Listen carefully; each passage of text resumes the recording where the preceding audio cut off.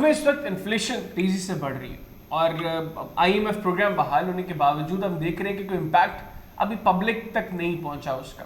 دوسری جانب سیلاب نے ملک کی اکانومی کو کئی سال پیچھے دھکیل دیا ہے. تو اب ان حالات میں چیزیں کیسے سسٹین کریں گی, گورنمنٹ کیسے عوام کو ریلیف پہنچانے کی کوشش کرے گی؟ پروگرام کے حصے میں اس کو ڈسکس کریں گے اور اس کے لیے میرے ساتھ ٹیلی فون لائن پر موجود ہیں کیسر احمد شیخ صاحب, رکن قومی اسمبلی کے پاکستان مسلم لیگ نواز سے ان کا تعلق ہے. Sir thank you very much for joining me. السلام علیکم. جی وعلیکم السلام. سر کیسے مزاج ہے, خیریت سے, آپ ٹھیک ٹھاک ہیں؟ جی میں ٹھیک ہوں, آپ اپنا سنائیں. جی سر الحمدللہ, تھینک یو ویری مچ. سر سب سے پہلے بتائیے گا, انفلیشن سر 50% کے قریب پہنچ گیا ملک میں, یہ چیزیں کیسے رکیں گی اور کہاں پر جا کر بریک لگے گی چیزوں کو؟ سر بسم اللہ الرحمن الرحیم. آپ درست کہہ رہے ہیں, پچھلے 49 ایئرس کا سب سے ہائیسٹ انفلیشن کا ریٹ ہے. آخری یہ لیول کا انفلیشن 1973 میں تھا. یہ مہنگائی دن بدن بڑھ رہی ہے اور یہ کوئی ایسی نئی چیز نہیں ہے. میں نے 12 مئی کو جب ہماری حکومت کو آئے صرف 15-20 دن ہوئے تھے تو میں نے وہ ایک تفصیل سے تقریر کی نیشنل اسمبلی میں اور آگاہ کیا تھا حکومت کو کہ ہماری معیشت جو ہے وہ وینٹیلیٹر پہ ہے اور اس وقت کوئی ایک ڈاکٹر اس کو علاج نہیں کر سکتا. ہمیں تمام ایکسپرٹ جو ہے اس کے اور جتنے بھی ملک میں معیشت کے ڈاکٹر ہیں ان کو بلا کے اس کا علاج ڈھونڈنا ہے. ہم ٹیمپریری, ہماری جتنی بھی حکومتیں آئی ہیں وہ ٹیمپریری علاج کرتے رہے ہیں کہ قرضہ لے لو اور قرضہ لے کے اس کو لیوشلی خرچ کر دو. ہم تقریباً ہماری اس وقت قومی آمدنی کا 90% قرضہ ہو چکا ہے اور وہ قرضہ ہمیں کوئی نظر بھی نہیں آ رہا کہ کدھر وہ خرچ ہوا ہے. ہم نے اس کے اوپر سود دینا ہے. یہ جو دیکھیے نا, بات یہ ہے کہ جب تک ہم جو کچھ استعمال کیا ہے وہ اس کا مصرف صحیح نہیں کریں گے. اور ابھی ہمارا سب سے بڑا مسئلہ یہ ہے کہ ہمارے یہاں ڈائریکٹ ٹیکس نہیں ہے. امیر آدمی ہمارے ملک میں ٹیکس نہیں دیتا, حالانکہ پچھلے 2-3 سال کووڈ کے دور میں پوری دنیا میں بزنس مین نے اور ایگریکلچرسٹ نے بہت کمائی کی ہے اور بہت پرافٹس کیے ہیں. لیکن وہ میرے زور دینے پہ یہ جو ویلتھ ٹیکس ہے, پرائم منسٹر صاحب نے بہت اچھا کیا کہ امیر آدمی کو ڈائریکٹ ٹیکس لگایا, ویلتھ ٹیکس. تو ہمارا جو ٹیکس ہے نا کل قومی آمدنی کا اس وقت ٹیکس 9% بھی نہیں ہے, جبکہ انڈیا میں یہ کوئی 15-16 یا 17% ہے. ہم سے یعنی بہت زیادہ. ہمارا کل ٹیکس وصولی جو ہے 6,000 ارب روپے اس جون میں ہوئی ہے اور اگلا ٹارگٹ ہم نے 7,200 ارب کا رکھا ہے. لیکن ہمیں ٹیکس وصول کرنا پوٹینشیل ہے ہمارے یہاں 9,000-10,000 ارب کا. جب تک ہم یہ ایگزیمشن جو دی ہوئی ہے وہ نہیں ختم کریں گے, ہم ٹیکس کو نہیں بڑھائیں گے تو ہم عام لوگوں پہ کر نہیں سکیں گے. یہ ہمیں سبسڈیز دینی ہے کیونکہ انتہائی مہنگائی ہے. تنخواہیں جو ہے وہ تو تھوڑی بہت بڑھ رہی ہیں اور روپوں میں بڑھ رہی ہیں, لیکن قیمتیں جو ہیں کیونکہ ہمارے یہاں امپورٹ جو ہے بہت بڑا حصہ ہے ہماری قومی آمدنی کا, جو باہر سے چیزیں آتی ہیں اور وہ ڈالر میں آ رہی ہیں. تو وہ ڈالر ہی تقریباً ایک سال میں ہم نے کوئی 40-45%, 160 روپے تھا یہ پچھلے آج سے تقریباً 1 سال 1.25 سال پہلے, تو اس سے آج ہم 220 روپے میں ہیں. تو آپ اندازہ کیجیے کہ 60 روپے ڈالر بڑھ گیا, تو مہنگائی اسی حساب سے بڑھ گئی اور پھر ہمارا ٹیکس نہیں بڑھا. تو ایک طرف تو دیکھیے نا, آپ پچھلے دنوں 2 فیصلے غلط ہوئے. جو فیصلے غلط تو ہو رہے ہیں نا, پچھلی سب سے بڑی بات تو یہ ہے کہ PTI کی حکومت نے نہایت ہی نااہلی کا ثبوت دیا. انہوں نے IMF سے سمجھوتا کر کے اور یہ کہہ کے کہ ہم جو ہے جو خسارہ کم کریں گے بجٹ کا, اور یہ طے کیا کہ ہم سرچارج لگائیں گے, لیوی پیٹرولیم لیوی لگائیں گے. انہوں نے پیٹرولیم کی قیمتوں کو گھٹا دیا تو وہ ناراض ہو گئے, کیونکہ جب ایک سمجھوتا آپ کر لیتے ہیں, کانٹریکٹ کرتے ہیں, اس پہ عمل درآمد نہیں کرتے تو وہ ناراض ہو گئے. ان کو منانے میں بہت عرصہ لگ گیا, ان کو کہنے میں کہ ہم جو ہے آئندہ سے ٹھیک چلیں گے اور اپنی کمٹمنٹس کو آنر کریں گے. اب بات یہ ہے کہ جب تک ہم اپنے ملک میں ایسا ماحول نہیں پیدا کریں گے جس سے باہر کا سرمایہ یہاں, آپ نے پوچھا کس طرح مہنگائی کم ہوگی. مہنگائی کم ہوتی ہے پروڈکشن کے بڑھنے سے, چیزوں کا میں اضافہ ہو, ہماری ایگریکلچر کی بڑے جو مقدار ہے, ہماری انڈسٹریل گڈس میں اضافہ ہو. اچھا وہ باہر کا, ہمارے پاس اپنا اتنا سرمایہ نہیں ہے, اور باہر کا ٹیکنالوجی آتی ہے اور سرمایہ آتا ہے. ہم نے ماحول نہیں بنایا جو ہمارا مشکل رہی نا. اب میں پچھلے کوئی 56 سال سے بزنس میں ہوں اور میری فیملی 140 سال سے بزنس میں. تو میں جب آج سے 50 سال پہلے چائنا گیا 12 نومبر 1972 میں پہلی بار, اور میں وہاں 50 بار گیا اس کے بعد بزنس میں. تو میں نے ان کو دیکھا ہر وقت آگے بڑھتے ہوئے کس طرح, ان کی حالت کیا تھی. تو آج وہ دنیا کی پرچیزنگ پاور کے حساب سے دنیا کی سب سے بڑی اکانومی ہو گئی, امریکہ سے بھی بڑھ گئی. اور ویسے اگر آج ڈالر کے حساب سے دیکھیں تو سیکنڈ لارجسٹ اکانومی. مقصد صرف یہ ہے کہ انہوں نے بھی جو ترقی کی, جو باہر کی انویسٹمنٹ سیکھی. کوریا نے جو ترقی کی وہ باہر کی انویسٹمنٹ سیکھی. آج انڈیا, بنگلہ دیش, ویتنام, یہ سب باہر کا پیسہ اٹریکٹ کر کے. ہمارے یہاں ماحول ایسا نہیں بنا, ہم نے باہر کی انویسٹمنٹ کو انکریج نہیں کیا. ہمارے بیوروکریٹ نے چیزوں میں رکاوٹ ڈالی, فیسیلیٹیٹ نہیں کیا. تو آپ نے پوچھا کہ کیسے کمی ہوگی, یہ لانگ رن ہے.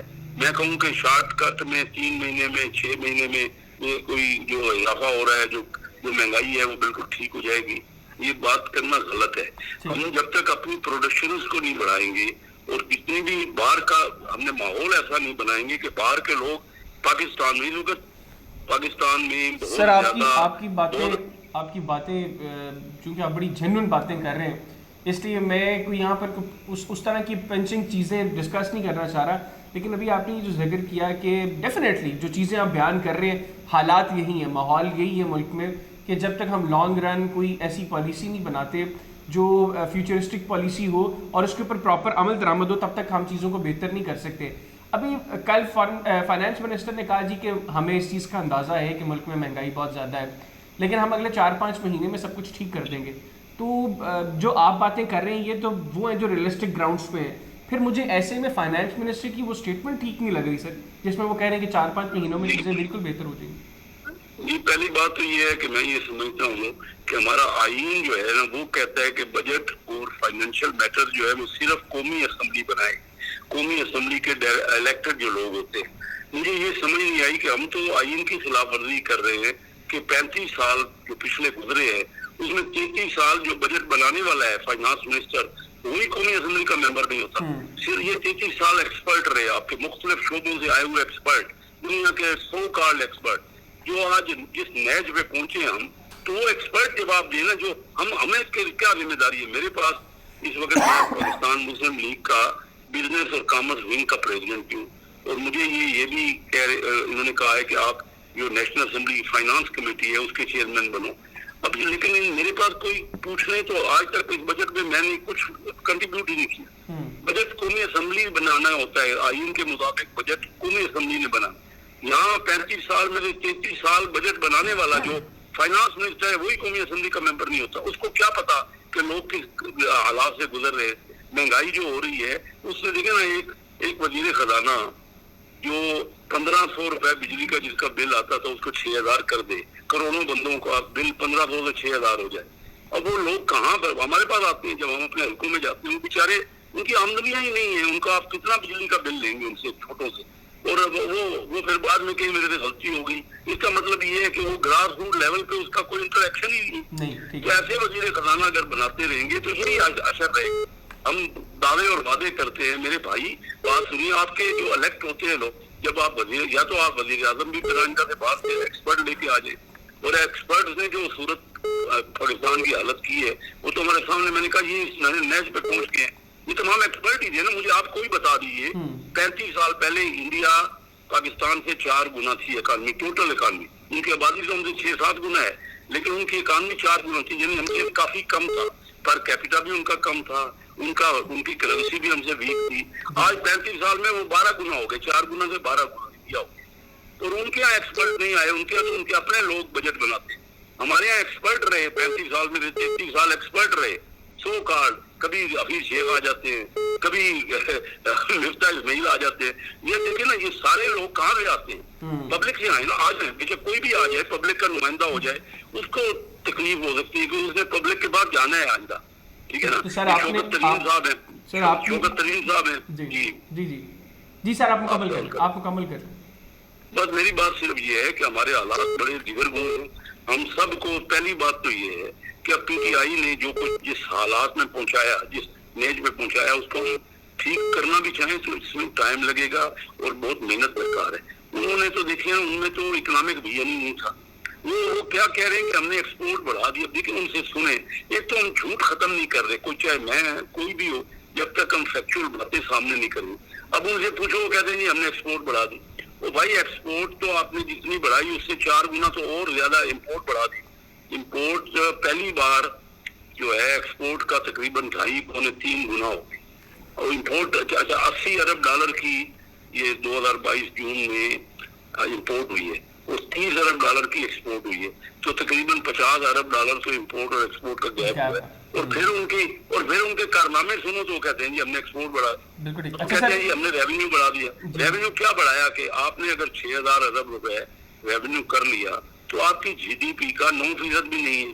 تو جب تک ہمیں معاملات کو اچھا, اور جھوٹ بولتے رہیں گے ہم سب, ہم نے یہ ہر کوئی کہتا ہے کہ میں نے میری پارٹی بہت اچھی ہے. تو بھائی ٹوٹل ریزلٹ کیا نکلا؟ ہم یہ 75 سال میں دنیا ساری سے آخر میں رہ گئے, اور ہم سب نے بہت اچھا کام کیا. وہ کدھر گئے؟ تو سر یہ جو آپ باتیں کر رہے ہیں سر, یہ بڑی ویلڈ ہے, کیونکہ ڈیفینیٹلی جو الیکٹ ہو کے لوگوں کے ووٹ کے ساتھ اسمبلی میں بیٹھا ہوا ہے, اس کو بہرحال اگر احساس نہیں بھی ہے تو جواب دے وہ لازمی ہے عوام کو.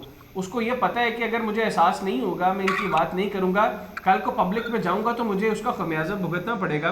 تو یہ بڑا ویلڈ پوائنٹ ہے کہ ان لوگوں کو یہ چیزیں کرنی چاہیے, ان لوگوں کو یہ سب کچھ ڈرافٹ کرنا چاہیے جو رکن ہو اسمبلی کے. تو ایسے میں سر آپ نہیں پوری پارٹی کو سجیشن دیتے کہ ایسے لوگوں کو سامنے لے کر آئیں, جبکہ پارٹی میں ایسے لوگ موجود ہیں جو یہاں پر بیٹھ کر اسمبلی کے اندر بیٹھ کر یہ کام کر سکتے ہیں؟ کیوں پھر ہم باہر سے اس طرح ایکسپرٹس کو اٹھاتے ہیں جو کہیں نہ کہیں اپنے انٹرسٹس کو جو ہے وہ سرو کرتے ہیں یہاں پر بیٹھ کے؟ تو اس کا مطلب یہ ہے نا کہ ہم کوئی پوری طرح آزاد ہی نہیں ہے. دیکھیے ہماری فیملیوں میں سے کبھی چنیوٹ کی بزنس کمیونٹی سے میرا تعلق ہے. چنیوٹ میں جا کے الیکشن لڑتا ہوں. ہماری فیملیوں میں سے کبھی کوئی پالیٹکس میں نہیں آیا. میں وہاں Karachi chamber of commerce industry کا الیکشن لڑا, اور ہائیسٹ نمبر آف ووٹ لے کے, جو میرا ریکارڈ آج تک ویلڈ ہے, ہائیسٹ ووٹ لے کے میں وہاں پر صدر بنا. پھر میرا بیٹا عرفان کیسر مرحوم انتقال ہوا, بڑا بہترین کام کیا تھا انہوں نے ٹیپٹا میں. وہ ٹیپٹا میں کام کیا. وہ لاہور چیمبر آف کامرس کے نا بزنس مین سے ووٹ لے کے بنے.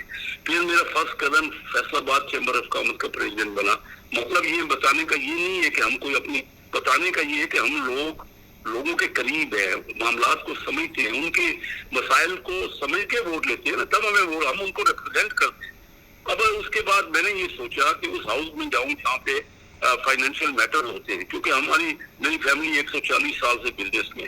لیکن اگر ہم سے لوگوں سے مشورہ ہی نہ کرے اور صرف ٹیکنوکریٹ اور بیوروکریٹ بناتے رہے ملک کا, تو ملک کا تو جو حشر ہوا ہے اور جو آگے ابھی کوئی بہتری نظر نہیں آ رہی. یہ سارے وعدے اور دعوے ہیں. جب تک ہم مل کے اس میں, جب پارٹیاں, ہم تو اپنے جھگڑوں میں لگے ہوئے ہیں, اگلے الیکشنوں میں کیا ہو جائے گا کوئی بھی پارٹی.